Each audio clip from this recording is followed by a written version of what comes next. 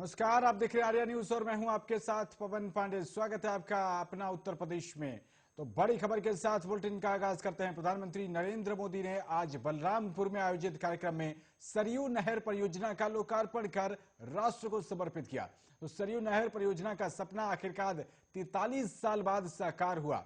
तो करीब 808 किलोमीटर लंबी इस नहर योजना से गोंडा, बलरामपुर, बहराइच, श्रावस्ती समेत 9 जिलों के किसानों को लाभ होगा। इससे लाखों किसानों को फायदा होगा। इस दौरान पीएम मोदी ने कहा कि जनरल बिपिन रावत आने वाले दिनों में अपने भारत को नए संकल्पों के साथ वे जहां होंगे वहां से भारत को आगे बढ़ते हुए देखेंगे। देश की सीमाओं की सुरक्षाओं को बढ़ाने का काम, देश की सेनाओं को आत्मनिर्भर बनाने का अभियान, तीनों सेनाओं में तालमेल बढ़ाने का काम तेजी से आगे बढ़ता रहेगा। भारत दुख में है, लेकिन दर्द सहते हुए भी अपनी न गति रोकते हैं और ना ही हमारी प्रगति। भारत रुकेगा नहीं, भारत थमेगा नहीं। ये बड़ी बातें आज प्रधानमंत्री नरेंद्र मोदी ने बलरामपुर में कही हैं।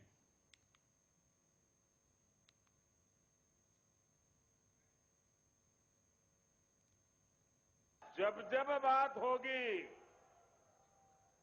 बलरामपुर रियासत के महाराजा पाटेश्वरी प्रसाद सिंह के योगदान का उल्लेख जरूर होगा। बलरामपुर के लोग तो इतने पारखी है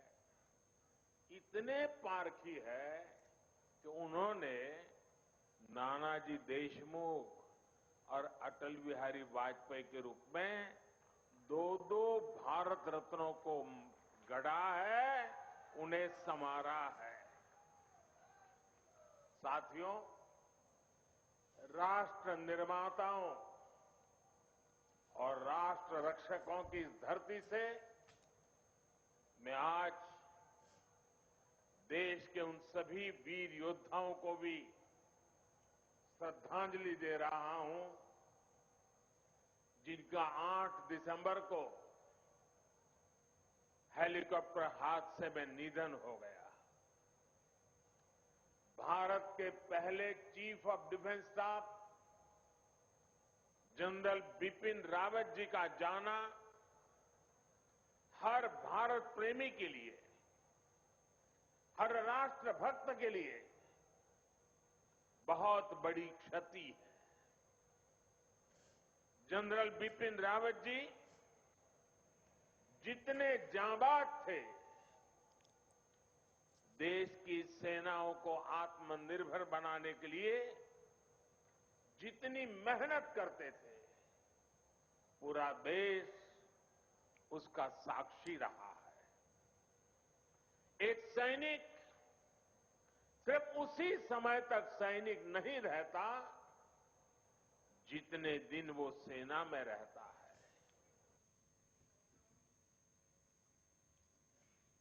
तो वहीं पश्चिम उत्तर प्रदेश में सत्ता वापसी के लिए भारतीय जनता पार्टी पूरी रणनीति के साथ काम कर रही है और इसी के तहत बीजेपी के राष्ट्रीय अध्यक्ष जेपी नड्डा उत्तर प्रदेश के 2 दिवसीय दौरे पर हैं। नड्डा का आज पश्चिमी यूपी के मेरठ का दौरा करने का कार्यक्रम है, जो राज्य में किसान आंदोलन के केंद्रों में से एक है।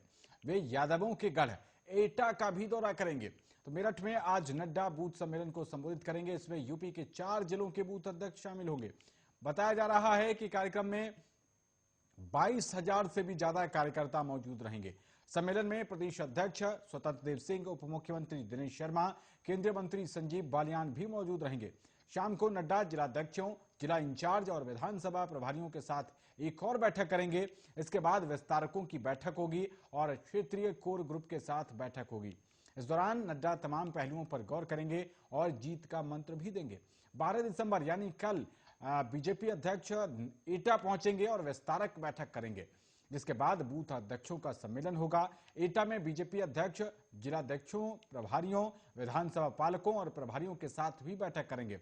गौरतलब है कि यह सीट पहले समाजवादी पार्टी का गढ़ हुआ करती थी। बीजेपी प्रमुख से क्षेत्र में पार्टी की संभावनाओं पर इस गठबंधन के प्रभाव की समीक्षा करने की भी उम्मीद है। तो वो बूथ अध्यक्षों को संबोधित करेंगे।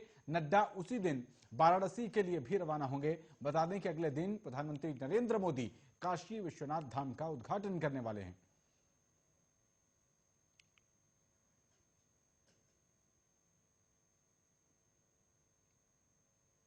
अगली खबर का रुख करते हैं। ग्राम विकास विभाग में पहली बार 2 महीने के अंदर 224 एडीओ डबल प्रमोशन का तोहफा पाकर राजपत्रित अधिकारी यानी कि बीडीओ बन गए हैं। पहली बार ग्राम विकास अधिकारी संवर्ग के कर्मचारी इतनी बड़ी तादाद में बीडीओ बने हैं। तो इसके बाद अन्य विभागों में भी प्रमोशन को लेकर आवाज तेज हो गई है। ग्राम विकास अधिकारी के पद से बीडीओ तक पहुंचना 2006 से पहले एक सपना था। लंबे संघर्ष के बाद बीडीओ संवर्ग को 32% कोटा निर्धारित हुआ, लेकिन सरकारी पेंच और डीपीसी के लंबे रास्ते में बहुत कम पंचायत सचिव ही साल 6 महीने के लिए बीडीओ बन पाते थे। ग्राम विकास अधिकारी एसोसिएशन के प्रदेश महामंत्री दीपक चौधरी बताते हैं कि पहली बार सरकार ने 2 महीने में डबल प्रमोशन देकर बीडीओ बनने का सपना पूरा किया है। अभी 12 अक्टूबर को एडीओ से सरकार ने जेबीडीओ पर प्रमोशन किया और 7 दिसंबर को सभी को बीडीओ बना दिया। बीडीओ संवर्ग से बीडीओ बनने वाले कर्मचारी 1995 बैच के हैं और जानकार ये बताते हैं कि सभी 10 वर्ष से भी ज्यादा समय तक बीडीओ पद पर सेवाएं दे सकेंगे। यही नहीं, इनमें से बहुत से डीडीओ यानी कि जिला विकास अधिकारी पद पर भी प्रमोट हो सकेंगे। और जो अभी नए प्रोन्नत हुए हैं 224 बीडीओ की सूची में लखनऊ के 6 जे बीडीओ भी शामिल हैं।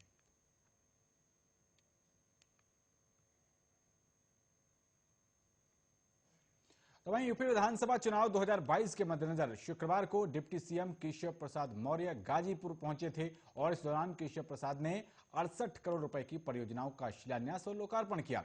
विशाल जनसभा को संबोधित करते हुए डिप्टी सीएम केशव प्रसाद मौर्य ने विपक्षी पार्टियों पर जमकर हमला किया। इसके साथ ही उन्होंने कहा कि जिले में खराब सड़कों का निर्माण जिसने भी कराया है उसके खिलाफ कठोर कार्रवाई की जाएगी। इसके अलावा केशव प्रसाद मौर्य ने कहा कि 2022 के विधानसभा चुनाव में बीजेपी 300 से भी ज्यादा सीटें जीतेगी। पीएम मोदी देश के गरीबों की खुशी के लिए काम कर रहे हैं और आने वाले समय में यूपी के हर गांव को 24 घंटे बिजली मिलेगी। उन्होंने कहा कि 100 में से 60% वोट हमारा है, 40% वोट में बंटवारा है। तो डिप्टी सीएम ने यह बड़ा संबोधन दिया है। और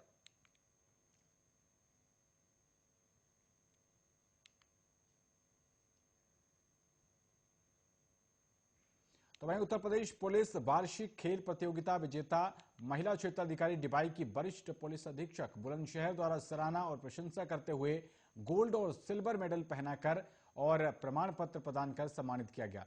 38वीं इंटर जोन 2021 दिनांक 5 दिसंबर से 8 दिसंबर तक जनपद आगरा रिजर्व पुलिस लाइन स्थित बहुउद्देशीय हॉल में ये कार्यक्रम आयोजित किया गया था।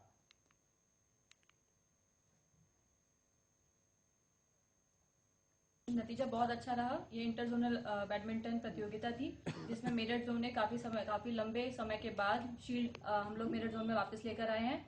और इसमें जो राजपत्रित अधिकारियों को जो प्रतियोगिता हुई है उसमें मेरा व्यक्तिगत सिल्वर मेडल है और मिक्स डबल्स में गोल्ड मेडल प्राप्त किया है। कैसा अभी आप फील कर रही हैं? बहुत अच्छा लग रहा है। पुलिस जैसे विभाग में फिर उसी विभाग में रिप्रेजेंट करना और इंटर जोनल मैच में खेलकर जीतना बहुत अपने आप में खुशी दे रहा है। और मैं अपने अधिकारियों को इसमें धन्यवाद देना चाहूंगी कि उन्होंने इतने बिजी शेड्यूल में से हमें मौका दिया कि हम जा पाए और उसमें प्रतिभाग कर पाए। तो खबर अब अलीगढ़ से है, जहां नगर आयुक्त गौरांग राठी का कहना है कि सार्थक प्रयास, जन जागरूकता, लोन कैंप और स्ट्रीट वेंडर्स के घर घर जाकर लक्ष्य को हासिल किया गया है, तभी सफलता मिली है। तो इस उपलब्धि के लिए नगर आयुक्त ने अपने अधीनस्थों को शाबाशी दी है और आयुक्त ने कहा है कि पूरे देश में प्रधानमंत्री स्वनिधि योजना में अलीगढ़ को अव्वल लाने का लक्ष्य रखा गया है। भारत सरकार की सर्वोच्च प्राथमिकता योजना पीएम स्वनिधि की देश भर में जारी ताजा रैंकिंग में 10 लाख की आबादी वाले शहरों में अलीगढ़ ने पूरे उत्तर प्रदेश में नाम रोशन करते हुए पहला और देश में दूसरा स्थान हासिल किया है। इस संबंध में नगर आयुक्त गौरांग राठी ने बताया कि सफलता का श्रेय नगर निगम के सभी अधिकारी, कर्मचारी, डूडा विभाग, बैंकों और सामाजिक संगठनों के सार्थक प्रयासों को जाता है। सभी ने इस योजना को घर घर पहुंचाकर निर्धारित लक्ष्य प्राप्त कर सफलता दिलाने में योगदान किया। अलीगढ़ नगर आयुक्त गौरांग राठी ने कहा कि प्रधानमंत्री के इस ड्रीम प्रोजेक्ट में अव्वल आना गर्व की बात है। अलीगढ़ नगर निगम ने देश की सबसे बड़ी जनहित योजना में अलीगढ़ का एक बार फिर से नाम रोशन किया है और इसके लिए सभी अधिकारी और कर्मचारी बधाई के पात्र हैं। पीएम स्वनिधि योजना में इस रैंक के आने पर संबंध में नगर निगम के मुख्य कर निर्धारण अधिकारी विनय कुमार राय ने बताया है कि इस योजना के अंतर्गत 25,681 का लक्ष्य था, इसके सापेक्ष 16,913 स्ट्रीट वेंडर्स को लोन बांटा गया है।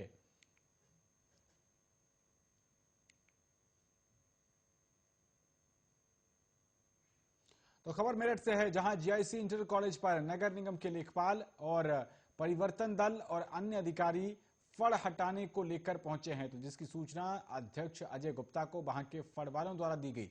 सह मीडिया प्रभारी सुधांशु महाराज को मौके पर भेजा गया और व्यापारियों को हर संभव सहायता के लिए कहा गया है।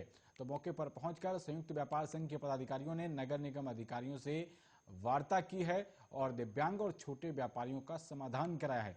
इसी के साथ मंत्री अंकुर गोयल ने नगर निगम अधिकारियों से कहा है कि पूरा शहर अवैध होर्डिंग और यूनिपोल से पटा हुआ है, कृपया करके इन सब पर कार्रवाई करें, न कि गरीब दिव्यांग छोटे लोगों को उजाड़ कर उनके परिवार को भीख मांगने पर मजबूर करें। मंत्री राजीव गोयल ने नगर निगम अधिकारियों को 2 टूक चेतावनी दी है। विधवा महिलाओं का उत्पीड़न हुआ तो ये संयुक्त व्यापार संघ कतई बर्दाश्त नहीं करेगा। ये नगर निगम सबसे पहले अवैध होर्डिंग यूनिपोल पर लगाम कसे और कई सौ करोड़ की काली कमाई नगर निगम के भ्रष्ट अधिकारी कर रहे हैं, उनका ध्यान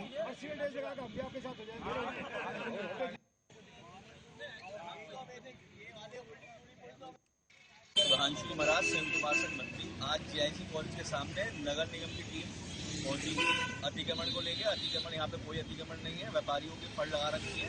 उनसे वार्ता की गई कि ये दिव्यांग और गरीब लोग हैं जो अपना कार्य चला रहे हैं, उनसे सहमति हुई है कि सड़क पर कोई भी अतिक्रमण ना करा जाए। सड़क से पीछे जो लाइन उन्होंने बताई उससे पीछे व्यापारियों का सामान रखा रहेगा, वो भी उनकी सहमति थी और व्यापारी की सहमतियों से नगर निगम की टीम वापस चली गई है। तो हमारा अधिकारियों से भी निवेदन है कि हमारा जो व्यापारी है वो पूरा नगर निगम को सहयोग कर रहा है और नगर निगम के अधिकारी भी हमारे व्यापारी को सहयोग करें।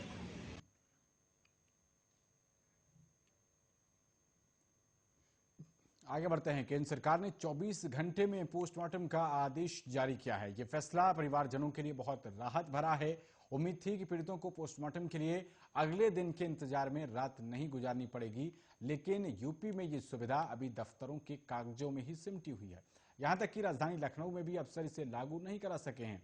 तो केंद्र सरकार ने राज्यों को 15 अगस्त को पोस्टमार्टम के लिए नया आदेश जारी किया और इसमें 24 घंटे पोस्टमार्टम की सुविधा सुनिश्चित किए जाने को कहा है। तो ऐसे में यूपी के स्वास्थ्य विभाग ने 23 नवंबर को सभी जिलों के सीएमओ को पत्र जारी किया। इसमें नए आदेश के तहत पोस्टमार्टम रात में भी करने को कहा गया, लेकिन ये निर्देश सिर्फ कागजों में ही सिमट कर रह गया। मुख्यालय से सीएमओ दफ्तर में ही आदेश डंप है, इसे पोस्टमार्टम हाउस नहीं भेजा गया। 24 घंटे पोस्टमार्टम का आदेश जारी कर अफसरों ने पल्ला झाड़ लिया। वहीं रात दिन शव विच्छेदन के लिए पोस्टमार्टम हाउस को स्टाफ तक नहीं मुहैया कराया गया है। ऐसे में लोगों को राहत नहीं मिल सकी है और 24 घंटे पोस्टमार्टम के लिए 8-8 घंटे की ड्यूटी लगेगी। इसमें एक शिफ्ट में डिसेक्शन के लिए 3 कर्मचारी, बॉडी स्ट्रेचिंग के लिए 3 कर्मचारी, 1 डॉक्टर, 2 फार्मासिस्ट और 1 वीडियोग्राफर की आवश्यकता होगी। वहीं विशेष मामले में पैनल बनाया जाता है और इसमें 3 डॉक्टर होने चाहिए। यूपी में हर रोज 350 से 400 के आसपास पोस्टमार्टम हो रहे हैं और ये सुबह 10 से शाम 5 बजे तक होते हैं। इसके बाद बंद कर दिया जाता है। ऐसे में तमाम पोस्टमार्टम नहीं हो पाते हैं। परिवारजनों को अगले दिन का इंतजार करना होता है। लखनऊ के पोस्टमार्टम हाउस में 22 में से 15 ही पोस्टमार्टम हो पाते हैं।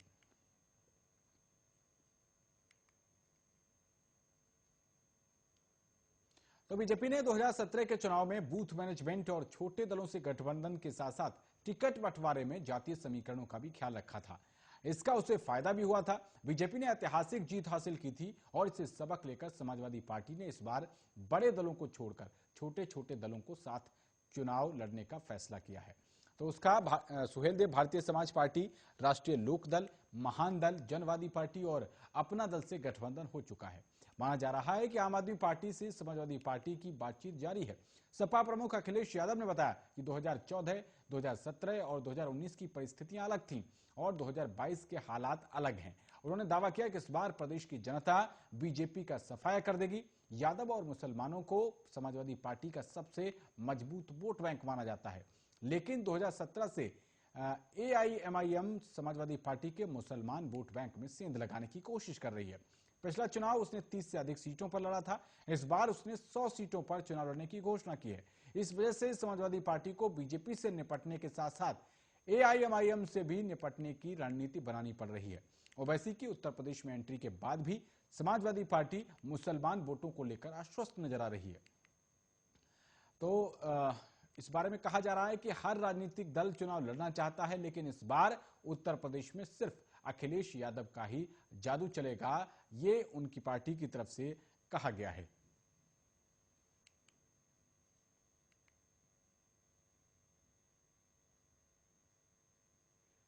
आगे बढ़ते हैं और बात करते हैं कोरोना की। कोरोना वायरस के नए वेरिएंट ओमिक्रॉन के मिलने के बाद से ही पूरे देश में कोरोना की तीसरी लहर का खतरा कायम है। उत्तर प्रदेश में भी कोरोना ने चिंता बढ़ा दी है। हालांकि राहत की बात यह है कि अभी तक यूपी में ओमिक्रॉन के मामले नहीं मिले हैं। यूपी में कोरोना वायरस के दूसरी लहर के दौरान कोरोना के डेल्टा वेरिएंट ने जमकर तबाही मचाई थी। अब फिर से ओमिक्रॉन के खतरे के बीच डेल्टा वेरिएंट के मामले उत्तर प्रदेश की राजधानी लखनऊ में बढ़ने लगे हैं। पिछले 10 से 12 दिनों में ही लखनऊ में 22 लोग कोरोना पॉजिटिव निकले हैं। इन सभी पॉजिटिव लोगों की जीनोम सीक्वेंसिंग कराई गई है। राहत भरी बात यह है कि अभी तक किसी की भी रिपोर्ट ओमिक्रॉन पॉजिटिव नहीं निकली है और सभी डेल्टा वेरिएंट से ही पॉजिटिव हैं। तो कोरोना की दूसरी लहर के दौरान साल 2020 में लखनऊ में 2,38,000 से भी ज्यादा लोग कोरोना संक्रमण की चपेट में आए थे। वहीं सरकारी आंकड़ों के मुताबिक 2,651 लोगों की जान कोरोना के कारण चली गई थी। अब कोरोना की तीसरी लहर के खतरे के बीच राजधानी लखनऊ में बढ़ रहे मामले चिंता का विषय बने हुए हैं। कोरोना की तीसरी लहर के खतरे के बीच कल लखनऊ के पुलिस कमिश्नर डीके ठाकुर की भी कोरोना रिपोर्ट पॉजिटिव आई थी। हालांकि उसमें कोरोना को लेकर कोई भी लक्षण नहीं है।